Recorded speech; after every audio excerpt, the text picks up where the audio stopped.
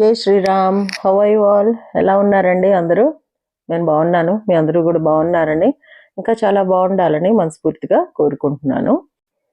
కాకినాడలో మా ఇంటికి దగ్గరగా ఒక కొత్త హోటల్ ఓపెన్ అయిందండి. అది ఫుడ్ చాలా టేస్టీగా బాగుందన్నమాట. మంచి హైజీన్గా కూడా చేస్తున్నారు.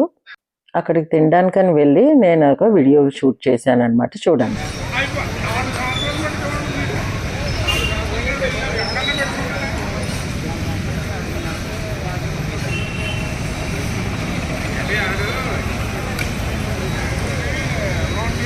ఏరియా అన్నట్టు తెలుస్తుంది.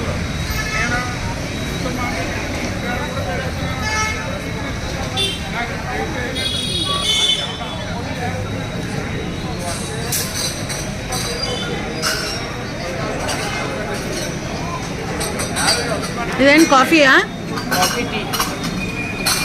షుగర్లెస్ కూడా ఉంటుందా? ఉంటుందా?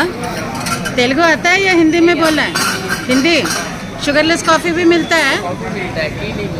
टी नहीं होगा. अच्छा, आप सब हिंदी है? कौन से स्टेट के हो? कहाँ से हो? उड़ीसा. अच्छा, और ये सब जूस है? अच्छा,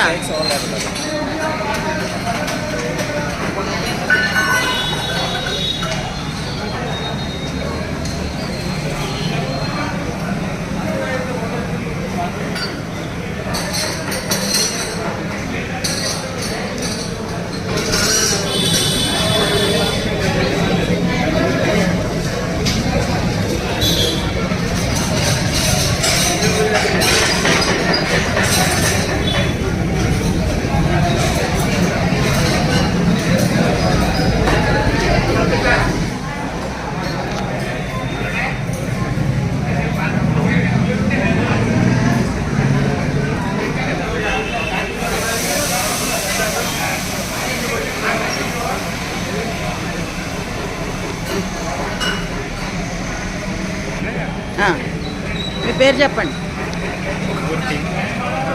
సత్యనారాయణ మూర్తి. కొంచెం గట్టిగా జేఎస్ఎన్ మూర్తి. జేఎస్ఎన్ మూర్తి గారు. ఓకే, మీరు ఈ హోటల్ మీరు నడిపిస్తున్నారు. మీరు మీ బ్రదరు శ్రీరామ్ కుమార్. ఓకే, శ్రీరామ్ అంటే శ్రీరామ్.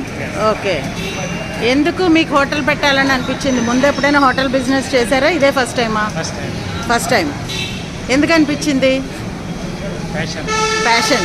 ఓకే, ఫుడ్ సర్వ్ చేయడం మీ ప్యాషన్. ఓకే, ఈ ఏరియా ఎందుకు? With unique concept. ఏంటి మీ కాన్సెప్ట్? మాట్లాడండి, మీరు మాట్లాడండి. మీ కాన్సెప్ట్ అంటే ఫుడ్లో ఏమైనా కొత్త వెరైటీస్ అంటారా? ఓకే, ఏమేంటవి?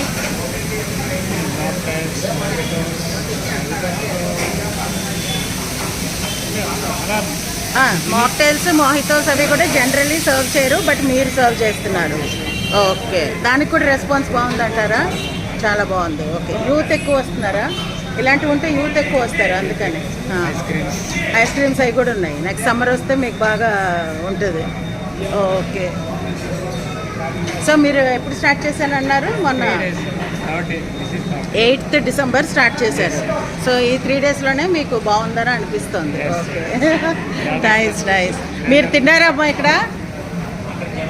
ఇంకా తినలేదా? తింటే మీరు చెప్తారండి ఎలా ఉందో. Okay okay, welcome.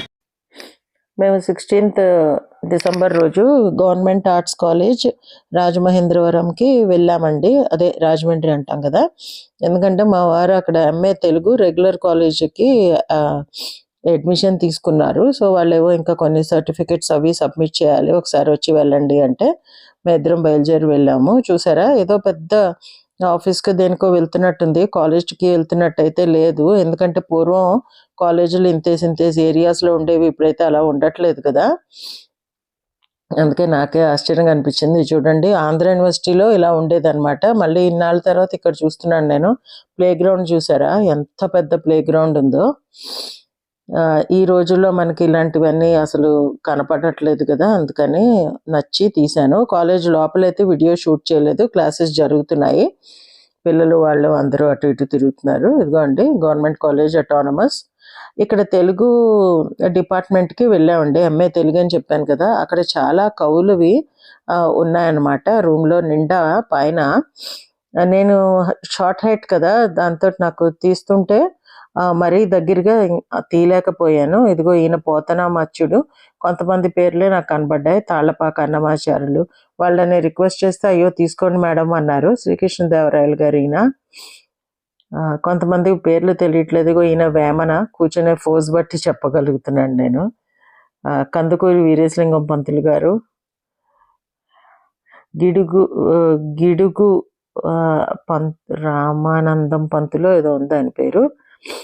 ఈయన గురిజాడ అప్పారావు గారు, శ్రీపాద సుబ్రహ్మణ్య శాస్త్రి, ఇలా అందరివి అన్నమాట. అక్కడ పేర్లు చూసిన తర్వాత వీళ్ళందరూ మన కవులు కదా, చిన్నప్పుడు మన పేరెంట్స్ వాళ్ళు మాట్లాడుకుంటున్నప్పుడు విన్నాము. అలా అలా మెల్లిమెల్లిగా వీళ్ళందరూ కనుమరుగైపోయారు. మనకు వినడానికి కూడా ఈ పేర్లు వినిపించట్లేదు. ఎవరింట్లోనైనా కవితలు అవి రాసేవాళ్ళు అలాంటి వాళ్ళు ఉంటే ఇంకా ఏమైనా కొంచెం ఉందేమో కానీ, లేకపోతే అసలు ఇవన్నీ మనకి టచ్లోనే లేవు. ఇప్పుడంతా మనం షేక్స్పియర్ ఇవి అవి ఇంగ్లీష్ వాటిల్లో పడిపోయాం కదా. షేక్స్పియర్ కూడా తక్కువేం కాదు, బట్ మన కవుల్ని మనం మర్చిపోయాం అని చెప్పడానికి ఆ మాట చెప్పాను. అప్పటి ఫస్ట్ ప్రెసిడెంట్ చలం గారు, ఇలా చాలా మంది అన్నమాట. పాత వాళ్ళు కొత్త వాళ్ళు అందరివి ఉన్నాయి అక్కడ ఫొటోస్. సో మీరు అందరూ కూడా చూస్తారని షేర్ చేస్తున్నాను, నాస్టాలజీ ఫీల్ అవుతారని. కొంతమందితోటైనా రిలేట్ అవుతామని. వీళ్ళందరూ ప్రముఖ రచయిత్రులటండి. ఎంతో వాళ్ళందరూ ఈ మన తెలుగు భాషని ఇన్ఫ్లుయెన్స్ చేసిన వాళ్ళు. వాళ్ళని మనం యాక్చువల్లీ మర్చిపోకూడదు. వాళ్ళ ఆర్ట్, వాళ్ళ దీని నాలెడ్జ్ ముందు మనం అసలు ఏవి కాదు. అంటే అందరం అని కాదు, మీలో కూడా చాలా మంది ఉండొచ్చు. నా గురించి చెప్తున్నాను, నాకు అంత తెలియదు, చదవడం రాయడం వచ్చి అంతే. డాక్టర్ సి నారాయణ రెడ్డి గారు వాళ్ళు జ్ఞానపీఠ అవార్డు విన్నర్స్ వాళ్ళందరూ కూడా పక్కన పెట్టించారనమాట. సరే అక్కడ సబ్మిట్ చేసి బయటకు వచ్చాక 4 ఎంత అయింది, కాఫీ టైం అయిందని. ఇదిగో ఇక్కడ చిన్న కాఫీ డే లాంటిది ఏదో జాయింట్ ఉంటే అక్కడ కూర్చొని కాఫీ తాగామన్నమాట. హాల్ టికెట్స్ ఇస్తున్నారట. అక్కడ బోల్డ్ మంది కుర్రాళ్ళు నుంచున్నారు కదా, వాళ్ళకి అక్కడ హాల్ టికెట్స్ ఇష్యూ చేస్తున్నారు ఎగ్జామ్స్కి. సరే ఇది లాస్ట్లో మేము 18th బయలుదేరాం. ఆ రోజు తుని దగ్గర ఒక ఊర్లో మాకు చిన్న పని ఉండి వెళ్ళాం అనమాట. అక్కడ ఈ కొలంలో ఈ ఎర్ర తామరలు తెల్ల తామరలు కనిపించాయి. ఏంటమ్మా ఇవన్నీ ఇలా ఉండిపోయి ఎవరు కోయలేదు అంటే, చాలా లోతు ఉంటుందమ్మా, మధ్యలోకి ఎవరు వెళ్ళరు, ఎడ్జెస్లో ఉన్నవి పొద్దున్నే కోసేస్తారు, ఇవి మధ్యలోకి ఉన్నాయి కదా అందుకే ఎవరు కోయలేదు అని అన్నారు. అప్పటికే 10 అయిందనమాట. ఏమాత్రం వీలుంటే నేనే కోయించేదాన్ని, చాలా లోతు, మనిషి కన్నా ఎక్కువ లోతు ఉంటుంది అన్నారు. ఇంకా అలాంటప్పుడు నేను ఎవరిని దిగమని అడగకూడదు కదా అని నోరు మూసుకొని కూర్చుందా అనమాట. ఇదేమో మా ఇంటి వెనకాల ఇక్కడ హైదరాబాద్లో ఏదో క్లీన్ చేసి ఆ రోడ్స్ అవన్నీ ఆ ఎండాకులు అవన్నీ మంట పెట్టారండి. చూడండి ఎంత పైకి ఎగిసిపోయే మంటలు. పక్క వర్షాలు పడుతూ మబ్బులుగా ఉన్నా సరే మంటలు మామూలుగా రాలేదు. ఆ చప్పుడుకి భయపడి నేను బయటకు పరిగెట్టాను అనమాట. ఏంటి ఇలా వస్తుంది సౌండ్ అని చూస్తే ఇది మా ఇంటి వైపు వచ్చేస్తుందేమో మంట అని అనుకుని అక్కడే నిల్చుని చూస్తూ ఉన్నాను. ఒక బకెట్ నీళ్ళు కూడా పట్టి రెడీ పెట్టుకుని.